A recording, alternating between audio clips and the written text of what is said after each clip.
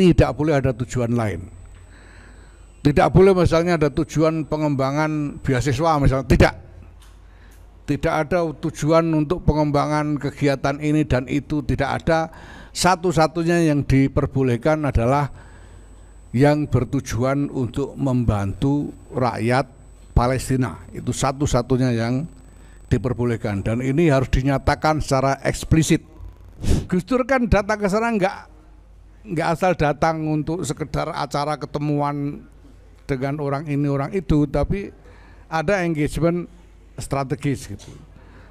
Sehingga misalnya kenapa Shimon Peres, ya, kenapa bukan yang lain, kenapa bukan Yitzhak Samir misalnya, dan lain sebagainya. Ini soal strategic engagement. Kalau Gus Dur tahu betul di sana itu isinya apa aja dan harus engage dengan yang mana, kan tahu betul Gus Dur.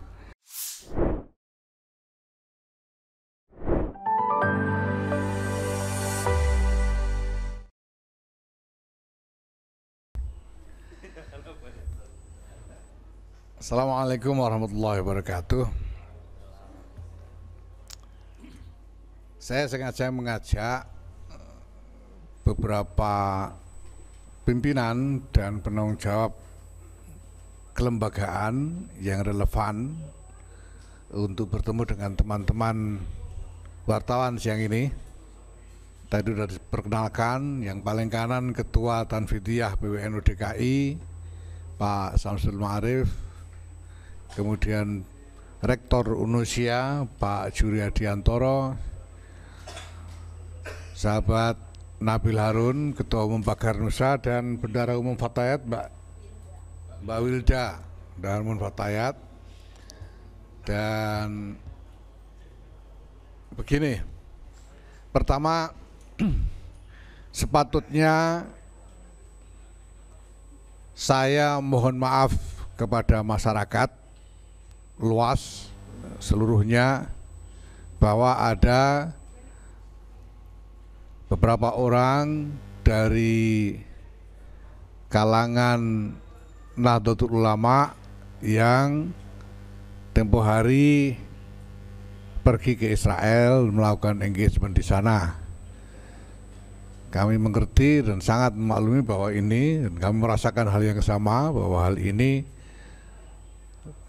adalah sesuatu yang tidak patut di dalam konteks suasana yang ada saat ini.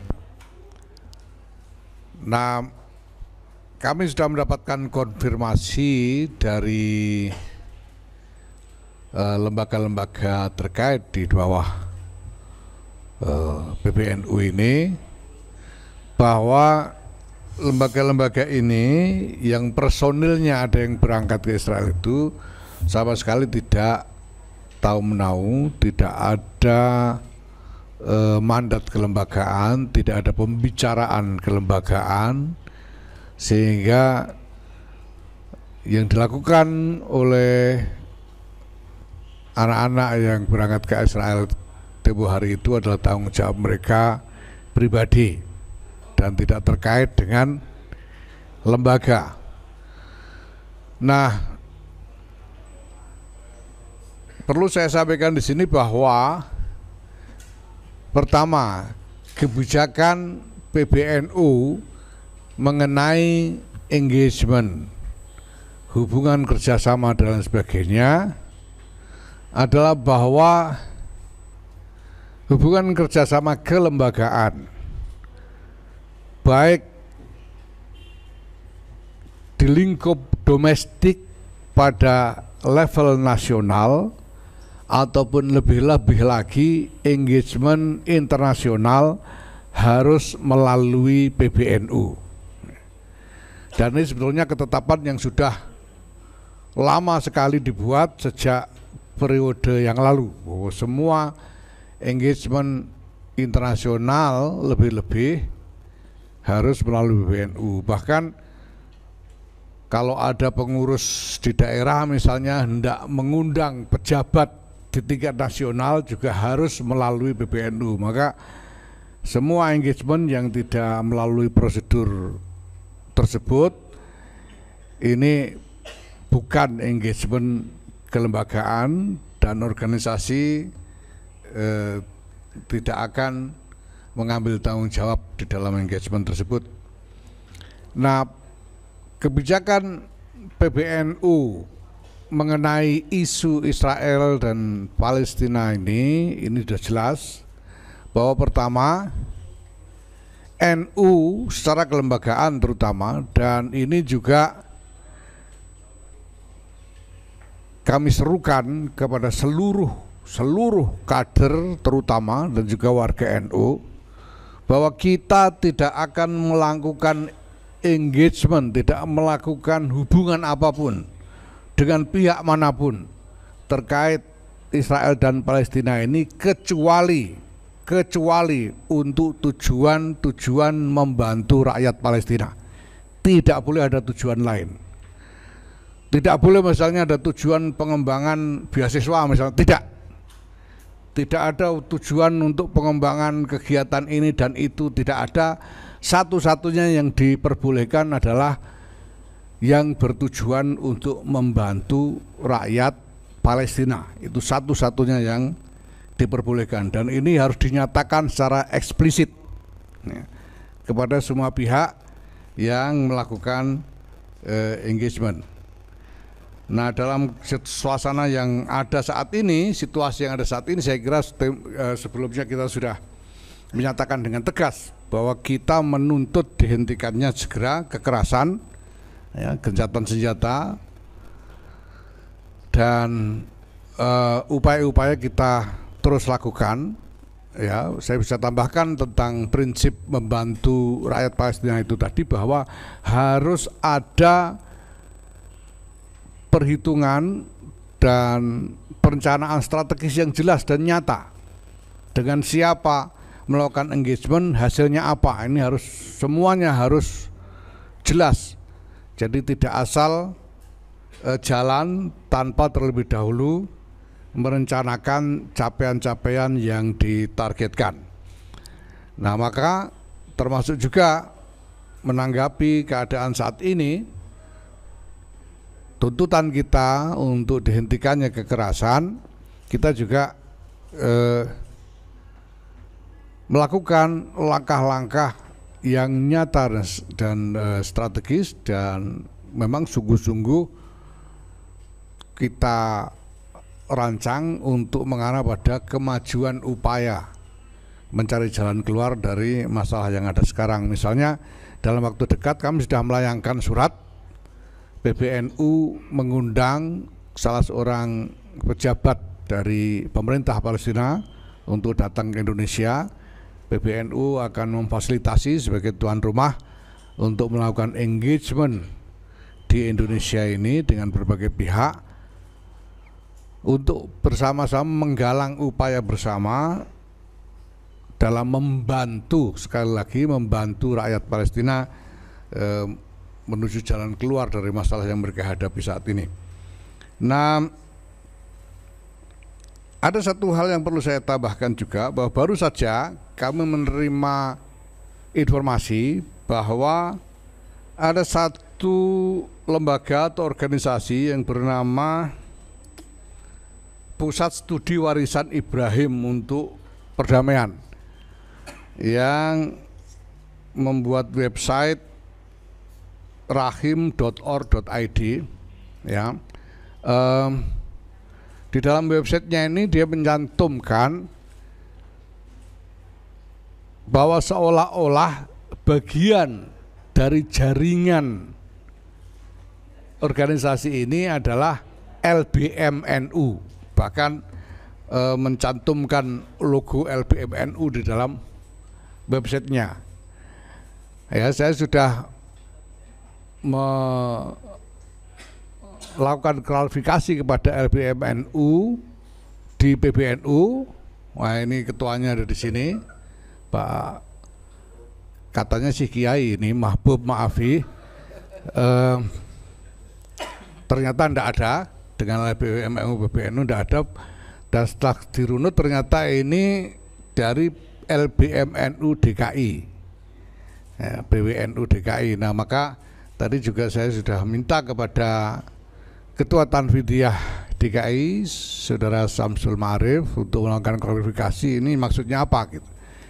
Dan kami minta kepada lembaga atau organisasi yang bersangkutan ya untuk men-take down ini, karena kita tidak menginginkan ada klaim yang tidak diketahui oleh PBNU ya.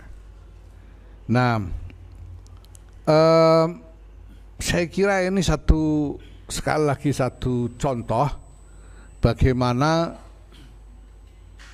kegiatan-kegiatan dari lobby Israel di berbagai tempat di seluruh dunia ini terkadang tidak sensitif terhadap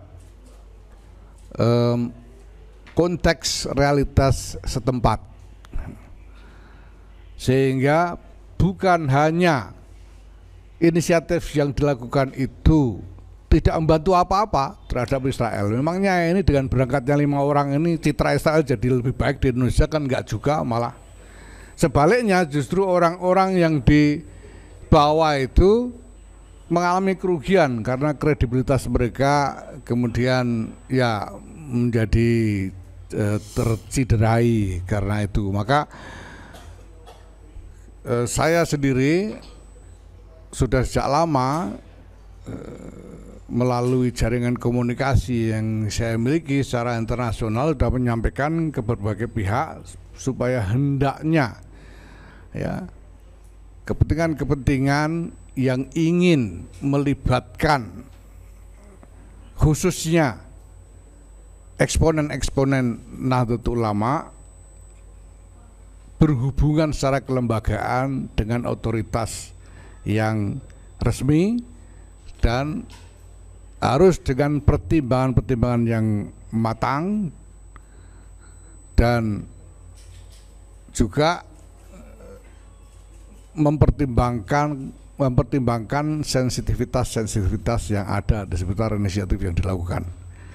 Nah, ini saya kira penting untuk diperhatikan ya. Kita tahu bahwa di Indonesia ini juga ada beberapa organisasi lembaga yang beroperasi sebagai lobbyist Israel dan advokat Israel, melakukan advokasi untuk Israel, kita tahu. Dan saya minta ya mau gimana lagi, mereka punya kepentingan silakan saja, tapi saya minta dalam hal ini ya engagement dengan berbagai pihak, khususnya yang berada di bawah wewenang saya adalah Nahdlatul Ulama ya. Saya minta untuk melakukan engagement resmi secara kelembagaan dengan mempertimbangkan sensitivitas yang ada. Saya kira demikian. Terima kasih. Assalamualaikum warahmatullahi wabarakatuh. Ada yang mau tanya silakan. Bentar ya. Bentar dari sini ya, satu ya. Silakan perempuan yang kotak-kotak.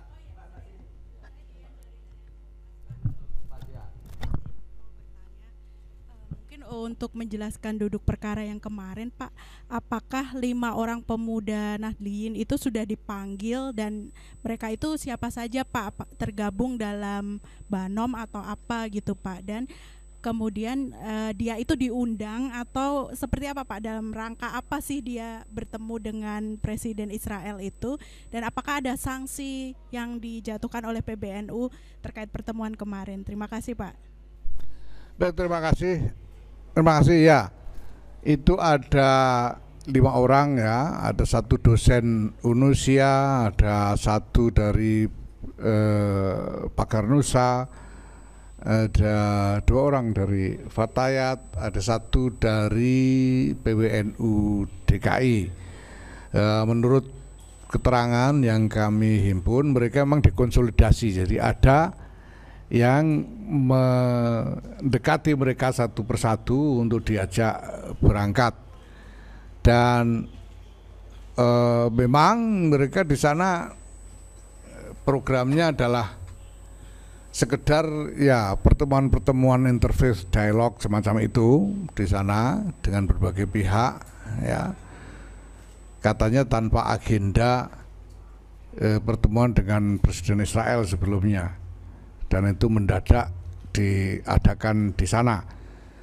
Nah, saya kira ini karena masalah ketidaktahuan ya, ketidaktahuan teman-teman ini tentang konstelasi peta dan lain sebagainya, karena ya mungkin karena belum cukup umur atau bagaimana ya, sehingga hasilnya tidak seperti yang diharapkan. Ini sebetulnya akibat dari tidak sensitifnya pihak-pihak yang mencoba melakukan approach, dan ini banyak sekali, akan banyak sekali yang akan berupaya untuk menyeret NU ke berbagai agenda politik internasional. Itu akan banyak sekali, dan ini sudah kita perhitungkan sejak awal, maka kita menyusun satu set aturan yang bisa mencegah ini. Maka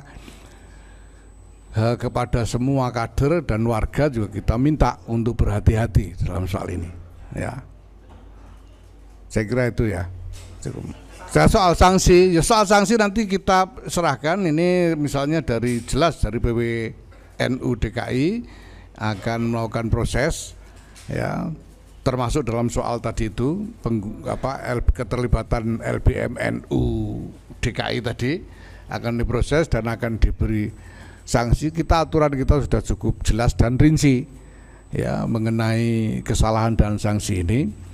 Ya kalau bisa dikatakan ya bahwa mereka tahu tidak tahu mereka telah melanggar satu aturan bahwa semua engagement internasional harus melalui PBNU, dan mereka tidak melakukan itu. Nah, ini nanti akan diproses, termasuk UNUSIA ini sudah menjadwalkan bahkan sidang etik ya, untuk sidang komite etik untuk itu, begitu juga Pak Garnusa dan Fatayat NU.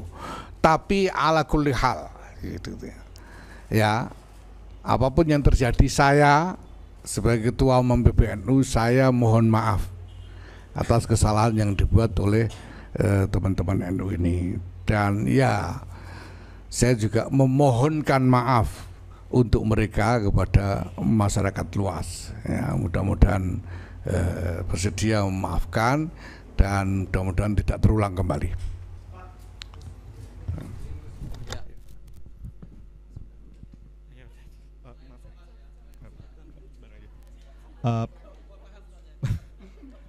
Pak, saya Amal Azwar, freelance buat BBC Indonesia, Pak.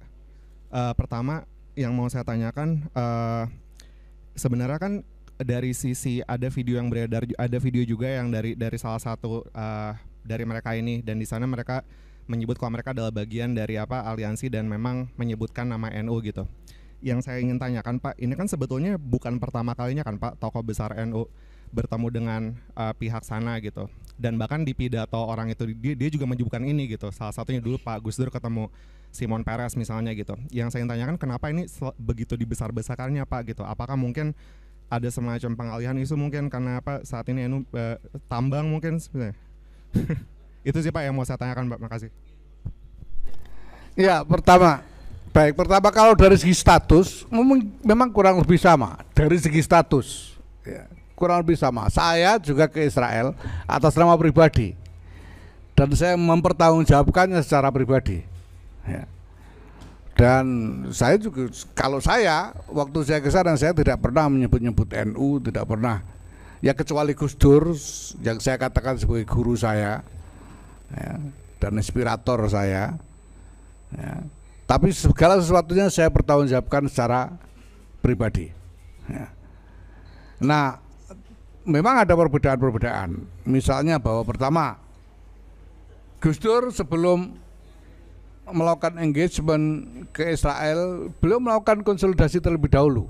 Beliau datang kepada kiai-kiai ya, untuk berbicara dengan kiai-kiai mengenai masalah ini dan upaya peluang yang bisa dilakukan dan sebagainya, sehingga kemudian kiai-kiai itu merestui keberangkatan beliau. Sesudah beliau kembali, beliau juga kembali bicara kepada kiai-kiai yang ini, yang mungkin jarang diketahui oleh masyarakat luar ya. Sampai-sampai pada waktu itu ketika ribut sedemikian rupa, misalnya Bang Fahri Ali waktu saya ingat betul menulis di Panji Masyarakat ya menjelang muktamar ke-28 di Jogja tahun 89, beliau menulis bahwa Gus Dur sudah habis gitu. Karena di masyarakat ributnya seolah-olah Gus Dur ini menghabis. Padahal Gus Dur itu udah selesai dengan kiai-kiai gitu. Kiai-kiai udah semuanya sudah mengerti, sudah memahami gitu. Nah saya juga begitu, saya sudah sampaikan juga waktu itu ya, bahwa sebelum berangkat saya sowan ke sana kemari, bahkan saya waktu itu memberi syarat kepada yang mengundang, ya, mereka harus ada yang mau saya ajak untuk ketemu kiai saya, dan saya ajak salah seorang tokoh Yahudi untuk bertemu dengan Kiai Maimun Zubair, dialog lama sekali sampai 4 jam dengan Kiai Mustafa Bisri dan lain-lain. Saya juga sebelumnya saya temui Kiai Ma'ruf Amin, Rois Am, Kiai Said Akil Siraj Ketua Umum waktu itu. Saya sampaikan dan saya katakan dengan saya akan berjalan atas nama pribadi gitu. Jadi nanti kalau ditanya bagaimana, jangan diakui saja, pokoknya saya pribadi ini. Dan kemudian pulang juga saya lapor kepada semuanya sambil kepada publik saya pertanggungjawabkan secara pribadi. Nah mungkin perbedaan yang lain adalah soal strategic maneuvering ya. Gus Dur soal manuver strategis yang dilakukan. Gus Dur kan datang ke sana nggak asal datang untuk sekedar acara ketemuan dengan orang ini orang itu, tapi ada engagement strategis gitu. Sehingga misalnya kenapa Simon Peres, ya, kenapa bukan yang lain, kenapa bukan Yitzhak Samir misalnya dan lain sebagainya. Ini soal strategic engagement. Kalau Gus Dur tahu betul di sana itu isinya apa aja dan harus engage dengan yang mana, kan tahu betul Gus Dur.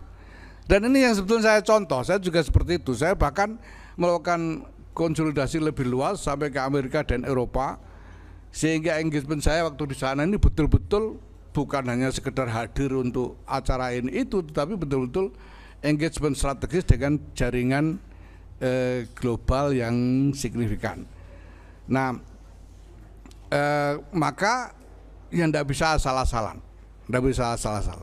Nah, dari ini maka kita, ya saya katakan kepada ini teman-teman dari pimpinan lembaga ini, sampaikan kepada teman-teman yang berangkat itu, ini urusan pribadi mereka, silakan pertanggungjawabkan secara pribadi di hadapan publik. Seperti Gus Dur dulu juga mempertanggungjawabkan secara pribadi, walaupun beliau ketua umum, saya sendiri juga mempertanggungjawabkan secara pribadi gitu. Karena lembaga organisasi tidak terlibat dalam inisiatif ini. Walaupun sekali lagi saya sebagai ketua umum mohon maaf ya, karena apapun juga ini anak-anak NU gitu ya. Ini anak-anak NU. Saya sebetulnya juga kasihan, saya juga salah-salah kok ndak nanya dulu, ndak ngomong dulu gitu ya. Nah, tapi itu ya, masih. Kumparan ya. Ya udah kumparan. Ya. Assalamualaikum Gus, izin saya Zamak Syari Gus dari Kumparan. Mau bertanya beberapa hal Gus. Ini pertama, yang mengajak mereka berangkat ini siapa ini Gus? Ini kan sampai sekarang belum ada jawabannya Gus ya. Yang mengajak mereka. Kemudian ini mereka berangkat apakah memang langsung terbang dari Indo, kemudian visanya dan segala macam hal-hal teknis lah Gus. Ini yang pertama Gus. Yang kedua Gus, tadi kalau jenengan bilang ini pribadi dan mereka mungkin tidak paham dengan geopolitik internasional. Kalau saya pribadi mungkin tidak meragukan intelektual mereka ya Gus ya. Mereka kan ada yang berangkat dosen Unusia, kemudian Fatay dan segala macam. Ini apakah ada misi-misi tertentu Gus yang dibawa oleh Israel? Tadi kan panjenengan juga sempat menyinggung. Yang nantinya apakah ini mereka kemudian menjadi misionaris, bahasanya misionaris, kemudian menyebarkan, termasuk memberikan pemahaman-pemahaman itu kepada kader-kader NU, apalagi ini kan dosen Gus, ada dosen Unusia, kemudian ada pengurus-pengurus PWNU. Nah ini apakah nantinya ada dugaan ke arah sana, kemudian bagaimana Gus PBNU mencegah agar tidak terjadi lagi hal demikian? Terima kasih Gus. Ya, pertama ya mengajak ya ini saya dari informasi setelah saya tanya ya, ini memang dari satu channel NGO yang merupakan advokat dari Israel. Jadi memang ada di mana-mana di dunia ini ada NGO yang memang beroperasi sebagai advokat Israel. Ya, jadi yang membantu citra Israel, melakukan lobby untuk kepentingan Israel dan lain sebagainya. Ini yang mengajak mereka dan mengkonsolidasikan mereka. Memang ya ini canggih sekali biasanya caranya. Tapi sekali lagi seperti saya ingatkan tadi, ini salah satu, ini sudah sering kali ini begini nih. Baik di Indonesia, di belahan dunia yang lain, di Irak dan lain sebagainya mereka melakukan hal begini yang karena tidak sensitif kemudian justru menimbulkan masalah. Nah, saya mungkin saja mereka tadinya dari entitas-entitas lobbyis Israel ini berharap ini anak-anak ini bisa membantu Israel ya, untuk menyebarkan apalah gitu ya, artikulasi-artikulasi yang sesuai dengan kepentingan Israel. Tapi kenyataannya memangnya sekarang bisa mereka sudah tidak mungkin lagi melakukan itu sudah. Bahkan lembaga aja yang tidak tahu apa-apa terseret-seret gitu. Kenapa? Ya, karena salah urus gitu. Jadi ini karena salah urus, karena tidak benar caranya gitu. Nah soal berangkatnya bagaimana itu soal. Ini kan cuma karena masuk berita aja teman-teman nanya ini. Sebetulnya teman-teman kan tahu selama ini yang tidak masuk berita itu juga sering orang keluar masuk sana dengan seenaknya dengan cara apapun yang mungkin gitu ya. Ya jadi soal visa dan lain-lain itu saya kira itu udah biasa. Itu biasanya mereka ya jelas bahwa visanya tidak didapat dari Indonesia karena nggak ada perwakilan Israel di sini. Ya tapi itu bisa saja diatur ya. Ya, itu soal teknis yang sebetulnya sudah biasa dilakukan selama ini oleh siapapun yang melakukan perjalanan ke Israel. Ya, ya satu lagi ya. Ya ada satu lagi. Satu lagi. Dari mana? Hidupin dulu. Hidupin dulu. Saya Syifa dari tvOneNews.com. Izin bertanya, tadi kan disinggung terkait dialog-dialog ya. Saya ingin menegaskan kembali sebenarnya apa sih isi dialog pertemuan tersebut secara khusus gitu, bukan secara umum. Dan kemudian apakah dari pertemuan tersebut menghasilkan perjanjian-perjanjian yang dibuat oleh keduanya antara presiden dengan pihak NU atau seperti apa gitu, Gus? Terima kasih. Ya secara substansial tidak ada yang strategis. Itu sebabnya saya bilang bahwa ini adalah inisiatif yang saya katakan gagal karena nggak ada hasilnya apa-apa, apalagi perjanjian ini itu gitu. Dialog yang dilakukan juga tidak ada yang substansial untuk membantu rakyat Palestina, itu tidak ada gitu. Itu masalahnya. Nah sehingga ya karena apa, yang di-engage juga mereka tidak tahu ini mana yang bisa produktif untuk membantu rakyat Palestina, yang mana yang mana nggak tahu gitu ya. Nah sementara kalau kita punya pengetahuan yang cukup, punya pertimbangan yang cukup, punya kalkulasi strategis yang cukup, kita bisa melakukan engagement yang sungguh-sungguh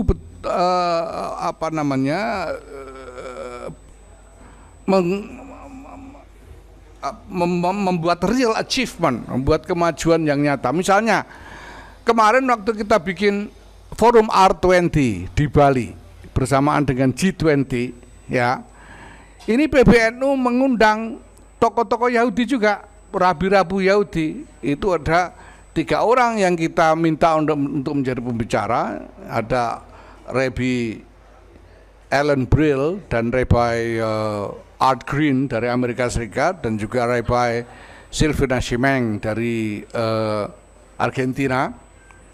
Kenapa mereka kita undang? Mereka ini adalah tokoh-tokoh dari gerakan yang menyebut dirinya sebagai gerakan Masorti di lingkungan Yahudi, yang menyerukan rekontekstualisasi ajaran-ajaran Yahudi yang selama ini menghalangi perdamaian. Seperti misalnya ajaran yang menyatakan bahwa martabat non-Yahudi tidak setara dengan Yahudi. Misalnya itu kan ada ajaran seperti itu dalam agama Yahudi.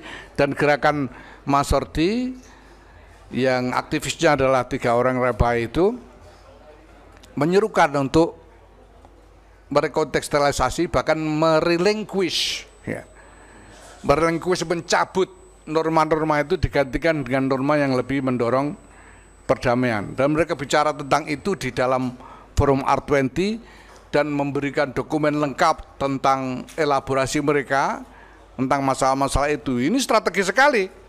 Ya karena kenapa? Bahkan di masyarakat barat pada umumnya ini adalah hal yang sama sekali tidak diketahui gitu.